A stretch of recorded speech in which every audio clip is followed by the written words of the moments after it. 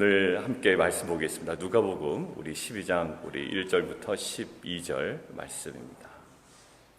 누가복음 12장 1절부터 우리 12절 말씀 함께 보겠습니다. 여러분들 어제까지 난리가 났습니다. 교회에 난리가 난 거예요. 교회에 이렇게 난리가 나면 정말 어려울 겁니다. 바리새인들하고요, 그다음에 율법 교사하고 또 예수님하고 관계가 굉장히 어려워진 거예요. 물론 뭐 지역교회에서 함께 생활하는 건 아니지만 예수님이 너무 강하게 얘기하셨단 말이에요.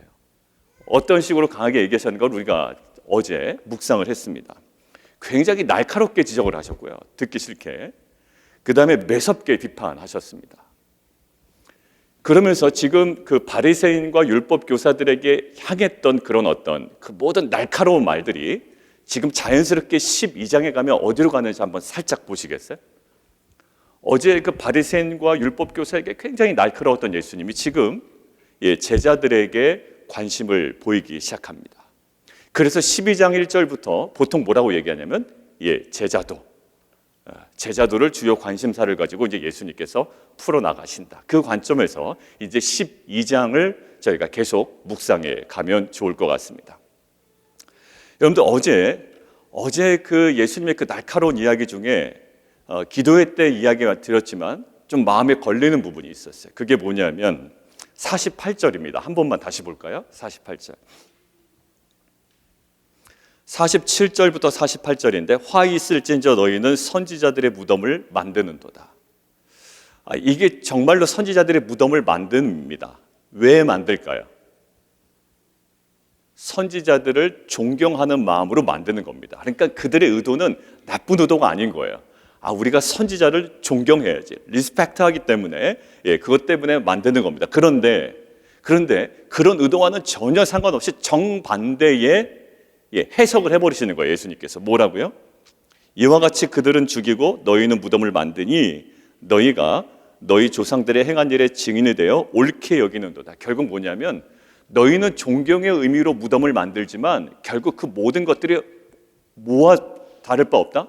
너희 조상들이 선지자를 배격하고 심지어 죽이게까지 한 행동과 거의 별반 다르지 않다라는 거예요.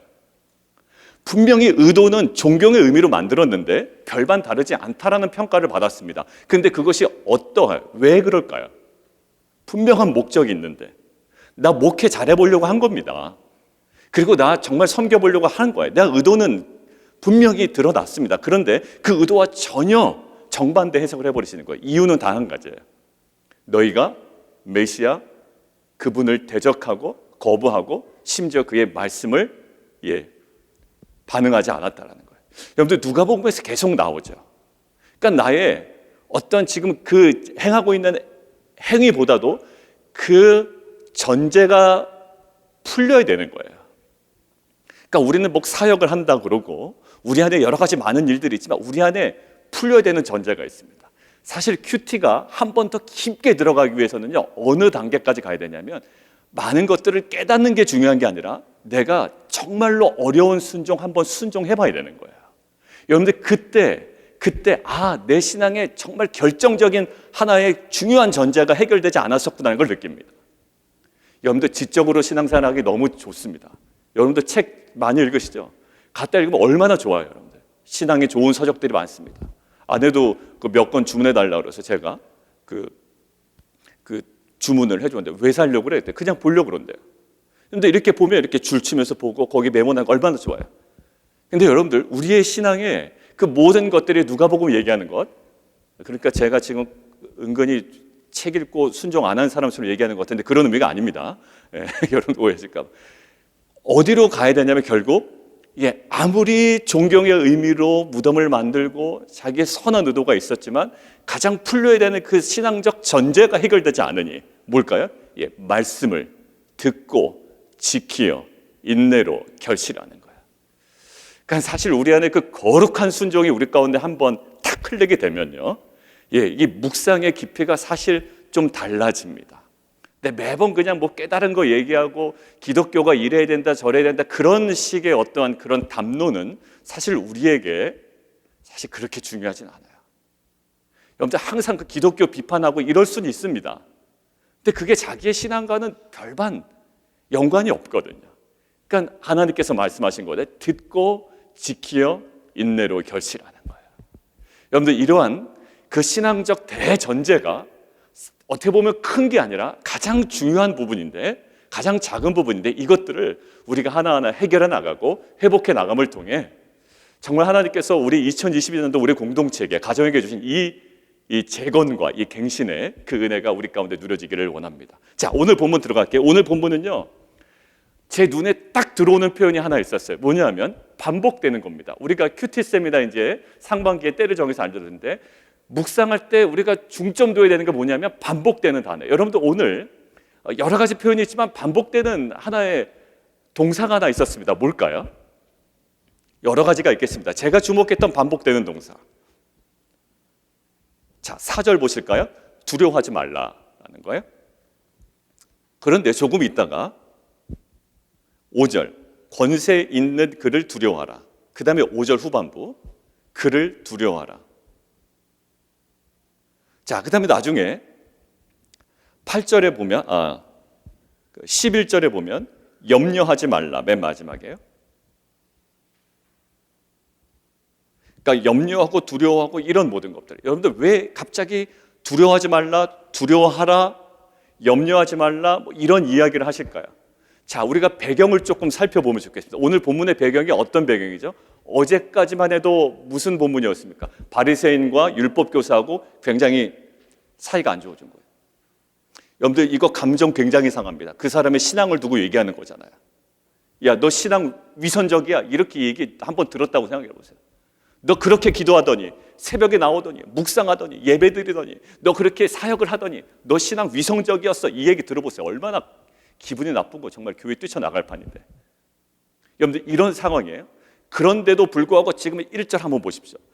무리 수만 명이 모여 서로 발필을 만큼 내었더니, 이 사람들이 그럼에도 불구하고 복음의 정말로 진수를 경험하고 온 것이냐? 그렇지는 않을 거예요.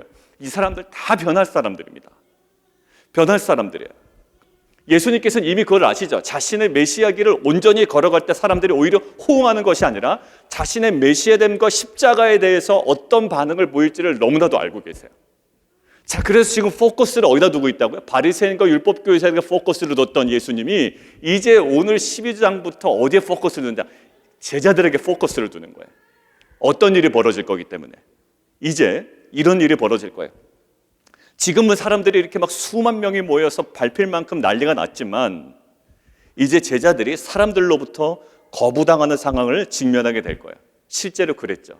그리고 베드로는 실제로 어디까지 갔냐면 예수님을 부인하기까지 갑니다. 오늘 그 10절에 나오는 거, 누구든지 말로 인자를 거역하면. 베드로가 거기까지 간다고요. 왜 그럴까요? 분위기가 좋았더라면 그 베드로가 예수를 거역할 일이 없다고요. 그런데 분위기가 그렇게 가지 않아요. 제자들이 사람들로부터 거부당하는 상황이 있습니다. 자, 그때 제자들은 두 갈래 길로 가는 거예요. 두 갈래 길. 자, 어떤 두 갈래 길일까요? 그게 두려움으로 작용합니다. 우리가 지난 주일에 얘기했던 것처럼 그게 딱 제자들에게 두려움이에요. 뭐 능력이 없어서도 아니고, 사역에 대한 확신이 없어서도 아니고, 예수님을 만나지 못해서도 아니고, 예수님을 대화하고 만나고 같이 사역했단 말이에요. 그런데 그들에게 어떤 두려움? 세상의 반응이 만만치가 않단 말이에요. 예수님은 이제 안 계실 거고, 예수님은요, 본인이 계시지 않을 때를 염두에 두고 계속 얘기하십니다. 복음서를 읽다 보면 예수님이 이렇게 굳이 얘기하시죠. 사족을 단단 말입니다. 어떤 사족을 다시는지 여러분들 기억나세요? 내가 지금 이거 왜 얘기하는지 아냐? 지금 벌어지지 않는데 왜 얘기하는 줄 알아? 왜 얘기하냐면 나중에 내가 없을 때 이 일이 나중에 벌어질 텐데 그때 기억나게 하려고. 그리고 너희로 하여금 예수님이 그때 얘기하셨지, 그거 기억나고 힘있게 감당할 수 있게 하려고 내가 얘기하는 거야 라고 이야기합니다. 자, 그 맞아요. 예수님께서 미리 이제 얘기를 하시는 거예요. 그런데 어떤 이미지가 있을까요? 이런 모습이에요. 반응이 좋지 않을 때 첫 번째 반응은 뭐냐면 사람들의 환심을 삽니다. 왜? 거스르지 않으려고. 여러분들, 별로 신앙적이지 않은 사람도 입이 센 사람들이 있어요. 여러분들, 굳이 우리 공동체 안에 누구를 얘기하는 건가, 이런 식으로 여러분들 꼭 대입하지 않으셨으면 좋겠어요. 제가 예를 들면 항상 그게 제일 부담됩니다. 누구를 염두에 두고 얘기하나? 그렇지 않아요. 그냥 일반적인 얘기하는 겁니다. 여러분들, 신앙은 별론데 입이 세신 분들이 있다고요. 그럼 어떻게 될까요? 두렵습니다, 사실 여러분. 왜냐하면 입이 굉장히 세거든요. 그럼 어떻게 돼요? 그 사람 비유 맞춰주는 형태로 우리가 갈 수가 있어요. 앞에서는 안 그러더라도 그 사람 앞에서는 그래도 비유를 맞춰줍니다. 신앙이 그게 뭡니까, 여러분들? 그게. 그러니까 자, 어떻게 될까? 위선적으로 행하는 행동이 있다는 거예요. 지금 예수님이 뭐라고 얘기했습니까? 지금 바리새인들하고 한참 논쟁을 벌였잖아요. 근데 지금 제자들이 당면한 것들은 지금 핑크빛이 아니라고요. 분명히 이제 제자들이 사람들로부터 거부당한 상황이 주어진다고요. 그때 사람들의 관심을 갖는데 온전히 관심을 갖는데 온전히 그들의 관심이 있다면 어떻게 될까요? 위선적 행동을 할 위험에 딱 처해지는 거예요. 그 사람 앞에서는 그 적당하게 행동을 하는 거죠. 겉과 속이 다른 거예요. 내가 따라가려는 신앙과 그 사람의 그 거친 생각과 불안한 눈빛과 이 모든 것들이 그냥 거기에 맞춰주려고 하는 겁니다. 그래서 하나님께서 오늘 주님께서 뭘 강조하시나요? 그게 이제 바로 4절이에요. 내 친구 너희에게 말하노니, 대중들에게 얘기한 거 아니에요. 너희 제자들을 따로 불러서 제자들에게 먼저 말씀하셨다. 1절 보세요. 예수께서 먼저 제자들에게 말씀하셨다. 이것은 뭐 어떤 대중에게 이야기한 게 아니라 정말로 그 길을 따라가려는 제자들에게 얘기한 겁니다. 근데 상황이 녹록지 않을 거야. 어떻게? 자, 그때 4절. 내가 내 친구 너희에게 말하노니 몸을 죽이고 그 후에는 능히 더 못하는 자들을 두려워하지 말아라. 두려워하게 되면 어떻게 된다? 1절 후반부 갑니다. 바리새인의 누룩 곧 외식을 주의하라라는 거예요. 여러분들, 이것이 예수님께서 말씀하고 싶었던 거예요. 왜? 마땅히 두려워할 자를 두려워하지 못하면 나타날 수 있는 우리의 특징이 뭐냐면 외식이란 말이에요. 사람들을 감동시키고자 하는 강렬한 욕구는요, 우리를 하여금 이중적 생활로 가게 됩니다. 여러분들, 바리새인들이요, 왜 그랬을까요? 사람들 앞에서 기도하기를 좋아하고 사람들 앞에서 뭔가 행하기를 좋아하고요, 깨끗이 하고 이 모든 것들이 뭘까요? 그 이중적 행위였어요. 위선이었어요. 어제도 얘기한 것처럼 형식이 너무 생생하게 살아있는 거예요. 너무 완벽하게 살아있어요. 근데 그와 반대로 다 죽어버린 거죠.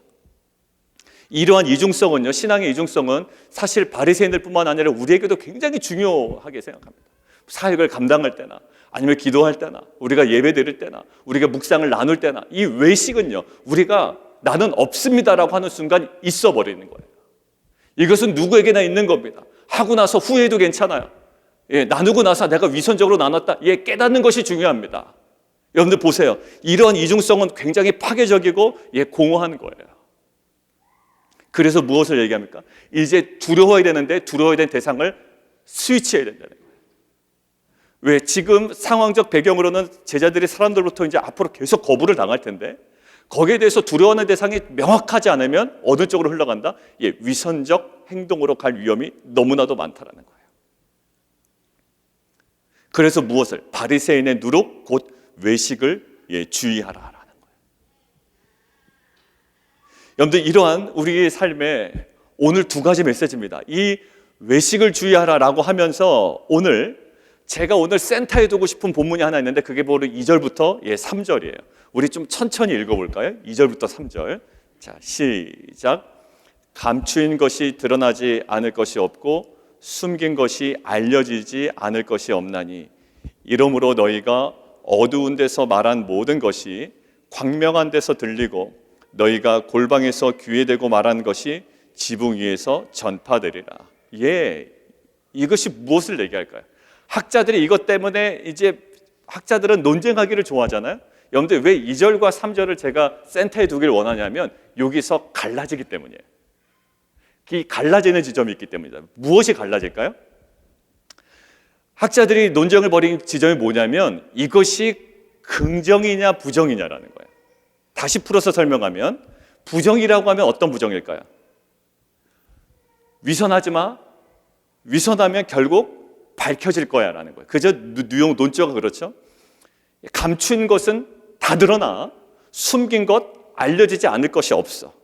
어두운 데서 말하는 것이 광명한 데서 들리고 골방이 어디냐면 타메이온이라는 그 헬라어인데요, 어느 집에 깊숙이 있는 방이에요. 그러니까 정말 골방이죠. 사적인 공간입니다. 근데 거기서 이야기 나눈 것이 어떻게 돼요? 지붕 위에서 전파된다라는 거예요. 사실 그렇죠. 우리가 사적으로 우리가 나눕니다. 앞에서는 얘기 못하다가 뒤에서 얘기한 게 사실 뒤에서 얘기하는 게 안 들리면 되는데 사실 다 들리잖아요, 우리끼리. 그죠? 근데 또 들려도 모른 척하고 살고 그냥 그렇게 합니다. 공동체 생활 하면서. 사실 사적으로 막 얘기해. 야, 앞에서 얘기 못해. 아이, 그거 못해. 근데 나중에 또 그게 다 들려요. 그럼 또 괜히 감정이 상하잖아요. 그래도 그냥 못 들은 척하고 살아가는 게 공동체예요. 사실 우리가 이것을 깨닫습니다. 그러니까 우리가 그냥 앞에서 있는 것처럼 얘기하는 게 제일 편한 거예요. 궁금하면 물어보고. 오늘 보면 사적 공간에서 얘기한 거 드러난대요. 사실 우리가 이것은 위선이 아니더라도 이 대화가 우리 안에 사실 다 드러나게 되어 있거든요. 사실 이야기했으면 그냥 그 사람 당사자한테 얘기하는 것이 제일 좋습니다. 제가 집사님 그렇게 생각했습니다. 용서를 구합니다. 사실 제가 어떤 제 나름대로의 편견과 그냥 어떤 모습을 보고 그렇게 생각을 갖고 있었어요. 그래서 이게 어떤 지난주가 어떤 말씀에 그냥 하나님께서 딱 주시는 거예요. 그래서 안 되겠더라고요. 그냥 제가 가졌던 마음을 그냥 가서 얘기했습니다. 집사님, 사실 제가 목회자로서 가질 수 있는 마음이긴 한데 사실 너무 과도하게 가졌습니다. 이해하지 못하고 제가 그런 생각을 품었습니다. 그래서 이제 식사하면서 만나서 이야기를 했어요. 그러면서 이제 집사님이 조금 이제 본인 이야기를 하시더라고요. 자, 맞습니다. 그냥 그 사람 앞에 있는 것처럼 하면 돼요. 근데 우리는 항상 요 위선이 문제라고요, 위선이. 근데 드러나지 않을 것이 없다는 것을 우리는 많이 경험적인 측면에서 우리는 알고 있습니다. 예, 우리는 금주에도 경험했고 지난주에도 경험했어요. 우리 각자의 상황에서 이미 다 경험을 했습니다. 그런데 그런 면에서의 부정적인 이미지냐 아니면 두 번째 긍정의 이미지냐라는 거예요. 왜 긍정의 이미지를 보냐면 3절 후반부 한번 밑줄 그어놓으실까요? 전파되리라라는 거예요. 이것이 뭐냐면 이들이 상황이 어떻다고요? 앞으로 제자들이 사람들로부터 거부당하는 상황인데 그렇지만 그럼에도 불구하고 어떻게 된다? 고난과 박해 속에서도 복음을 정말 드러나지 않은 지역에서든지 어느 곳에든지 어떤 상황에서든지 선포하는 것은 담대한 행위다. 그것은 결국에 드러날 거다라는 거예요.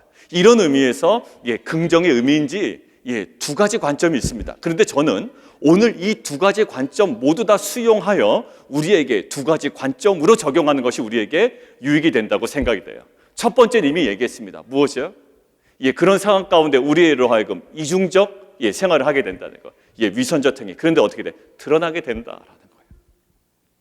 그런 이중성은 파괴적이고 공허하다라는 거예요. 만약에 그렇게 생각했더라면 그 사람한테 가서 얘기하십시오. 그리고 그런 이야기를 다른 사람에게 전했다면 용서를 구하십시오. 그것이 제일 온전합니다. 그거 계속 나가던 관계 골이 깊어진다고요. 아니면 얘기하지 못할 거면 그냥 얘기를 안 하면 제일 좋은데 얘기를 할 거면 그 사람한테 가서 얘기하십시오. 실은 당신에 대해서 내가 이렇게 생각했습니다. 오해였던 것 같습니다. 용서를 구합니다. 여러분들 위선 드러나지 않을 것이 없습니다. 여러분들 우리 안에 재건인데요. 이 신앙의 위선이 깨지지 아니하고는 재건이 되지 않는다라고 또 얘기하시는 거예요. 정말 이 신앙의 재건이라고 하는 것에 우리가 포커스를 두고 저는 개인적으로 계속 묵상을 하고 있습니다. 내 신앙이요, 가면 갈수록 쌓여가는 것 위선이요, 쌓여가는 것은 형식이고 쌓여가는 것은 제도며 쌓여가는 것은 매뉴얼이에요. 여러분들 그때 우리가 그 모든 것들이 부정하다, 옳지 않다라고 얘기하니까 가장 본질적인 것을 회복해 나가는 거잖아요. 겉은 그렇게 깨끗하면서 속은 탐욕으로 가득한 것, 위선입니다. 여러분들 우리 안에 깨져야 되는 위선이 있다고 오늘 우리에게 말씀하셔야 되는 거예요. 그거는 각자마다 다를 겁니다. 어떤 식으로든지 우리의 모든 것들은 드러나게 되어 있어요. 그것이 단지 내 마음이 들켰다 안 들켰다의 문제가 아니라 하나님 앞에 있는 겁니다. 그러니까 지금 뭐에 대해서 두려워야 될 대상을 분명히 두려워하고 우리의 위선을 깨나가는 거예요. 자, 두 번째 뭘까요? 두 번째, 아까 이제 긍정의 이미지예요. 고난과 박해 속에도 뭘? 선포한다는 거예요. 결국 어떤 상황에서든지 남들이 알아주진 못하지만 내가 고백했던 것, 그리고 내가 전했던 것, 이 사람이 이 사람을 굉장히 폄하하는 거예요. 그럴 때 이 사람을 보호해주고 또 이 사람의 어떤 실상을 알려주고 그것의 모든 것들에 대해서 어떻게 할까요? 그것들이 언젠가 밝혀지게 돼 있어요. 사실 그런 어떤 긍정의 이미지도 사실 처음에는 드러나지 않더라고요. 근데 하다 보면 이제 그 사람의 그 선한 행위들이 이제 조금씩 드러나게 돼요. 여러분들 그러나 사람들이 다 아냐? 다 모릅니다. 사실 다 몰라요. 다 모르고 그냥 우리가 이 세상을 떠날 수도 있어요. 그렇지 뭘까요? 누구를 두려워? 하나님 앞에 있는 거예요. 하나님 앞에. 우리가 이 세상에서 모든 것들이 전부라면 우리보다 불쌍한 자가 없다라고 고린도후서에서 얘기하잖아요. 고린도전서에서. 여러분들 그것 맞아요. 정말 하나님께서 그 모든 것들을 다 아시기 때문에 모든 것들을 명백하게 드러내신다고요. 감추어진 것이 없어요. 지금은 모든 것들이 감추어져 있어요. 골로새서 3장에 보면 뭘까요? 예수 안에서 하나님 앞에 감추어져 있다고 그랬습니다. 맞아요. 이 땅에 살아갈 때는 상당 부분이 감추어져 있지만 정말로 주님께서 강림하실 때에 모든 것들 분명하게 환히 드러나리라라는 거예요. 그것들을 소망하며 지금 다 우리에게 드러나지 않을지라도 우리가 그것들을 바라보고 어떻게 돼요? 그 어떤 고난과 박해 속에서 선포하는 거예요. 담대하게 우리가 나가는 겁니다. 여러분들 지금 오늘 2절과 3절을 센터에 둔다고 했는데 결국 이 센터에 두는 이 구절이 중요한 게 뭐냐면 어떤 동사 형태인지 한번 보십시오. 능동태인지 수동태인지. 뭐 원어로 저기는 안 되겠지만 그 수동태입니다. 그러니까 헬라어 원어가 다 수동태로 되어 있어요. 그러니까 수동태라는 의미는 뭘까요? 니네가 스스로 전파하려고 애쓰지 말아라는 얘기예요. 그냥 우리가 해야 될 그 자리에서 그것들을 감당하고 하지 말아야 될 그 이야기도 우리가 스탑하는 거예요. 외식을 끊고 우리가 해야 될 일을 해야 되는 거, 말아야 되는 걸 말아야 됩니다. 근데 어떻게 돼요?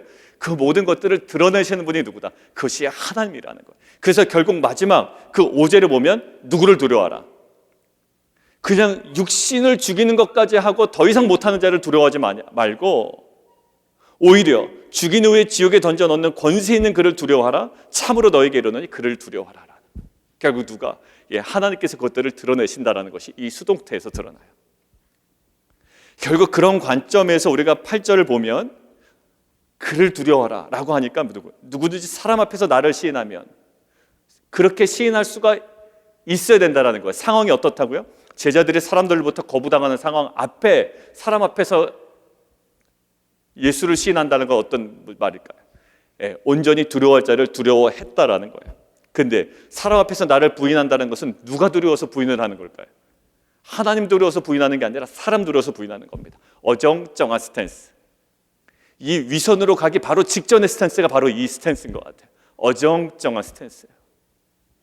여러분들 여기서 이렇게 얘기합니다. 사자들 앞에서 그를 시인할 것이요 사자들 앞에서 부인을 당하리라. 그러면서 10절에 누구든지 말로 인자를 거역하며 사하심을 받으려니와 성령을 모욕하는 자는 사하심을 받지 못하리라. 이것이 과연 무엇일까라는 논쟁도 굉장히 많죠.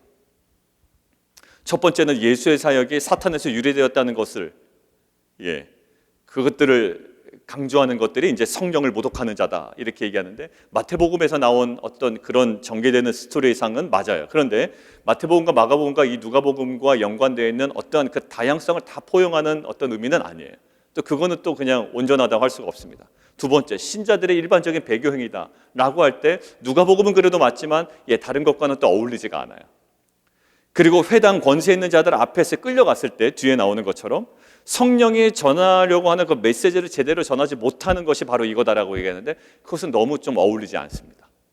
어울리지 않아요. 그래서 이 모든 것들 마태복음과 마가복음과 누가복음을 아우르는 좀 그 다양성을 포용하는 하나의 의견을 정리하면 이렇습니다. 인자를 거역하는 것은 무엇일까요? 그냥 순간적으로 반응해 버리는 거예요. 순간적으로. 베드로도 그랬죠. 그 사람들의 반응에 따라 순간적으로 그냥 부인해 버립니다. 차선을 못 받았냐? 그렇지 않단 말이에요. 그런데 성령을 모독하는 것은 뭐냐면 계속해서 끝까지 지속적으로 거부하는 거예요.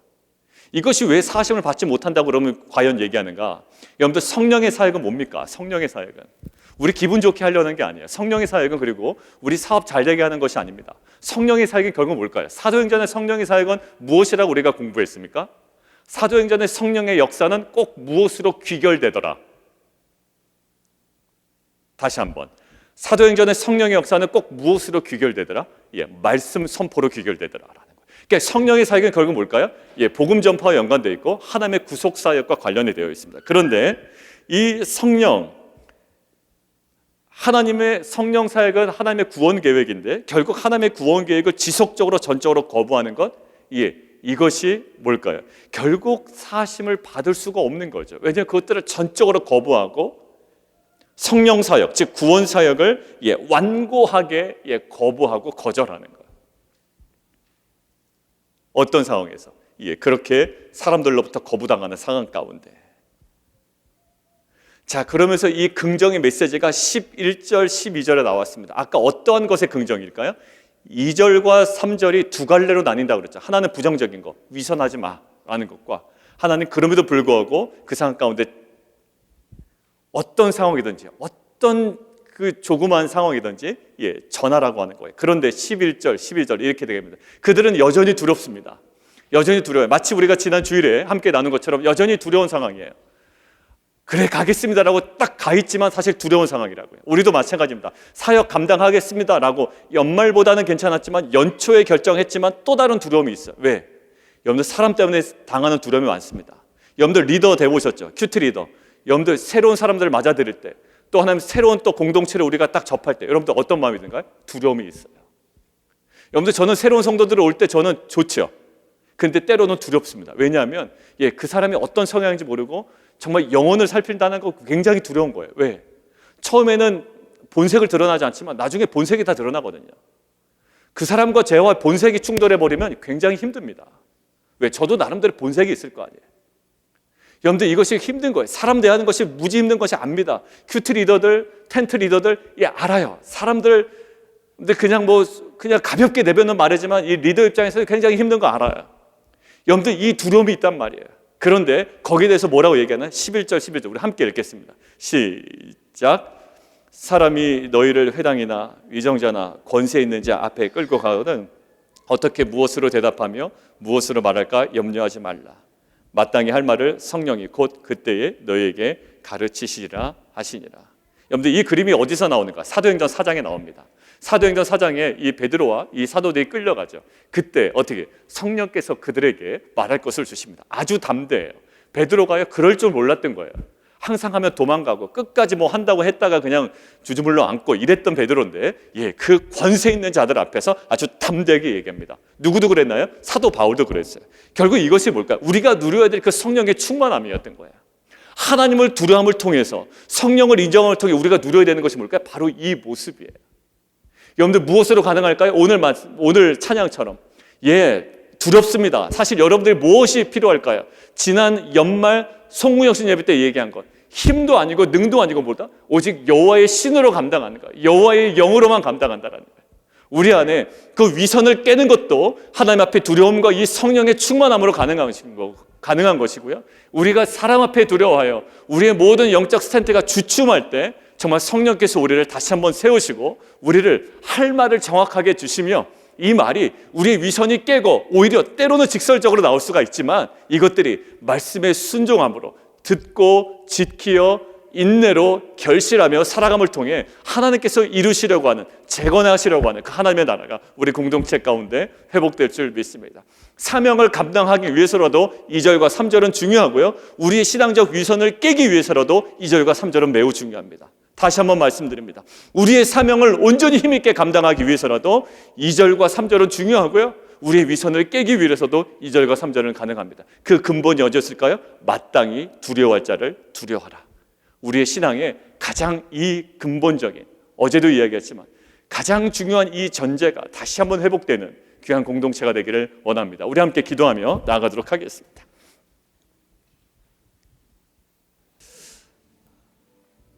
이 절과 3절 다 드러난다라는 거예요. 하나는 부정적인 이미지죠. 위선을 깨기 위한 주님의 도전입니다. 하나는요, 어려움 속에서도 두려움 속에서도 박해 속에서도 선포할 수 있는 거예요. 왜? 결국 드러내신다라는 거예요. 수동태입니다. 우리가 하려고 애쓰는 게 아니에요. 우리의 그 작은 순종을 통해 하나님께서 역사하시고 성령께서 역사하시고 성령께서 생각나게 하신다라는 거예요. 우리의 걸음을 떼기를 원하고요. 그래서 이 모든 것들의 가장 기본적인 그 근저에서 무엇이요? 두려워할 자를 두려워하는 거예요. 이 안에 우리 안에 회복이 일어나기를 원합니다. 이 제거는요, 파운데이션, 이 완전 이 바탕을 새롭게 하는 거거든요. 우리 안에 이러한 회복이 있게 하여 주옵소서. 신앙적 위선이 하나님 깨지게 하시고 하나님 우리의 사명을 온전히 감당할 수 있는 하나님의 두려움과 그 성령의 능력과 은혜를 경험하는 공동체 되게 도와 주옵소서. 우리 함께 기도하며 나아가도록 하겠습니다.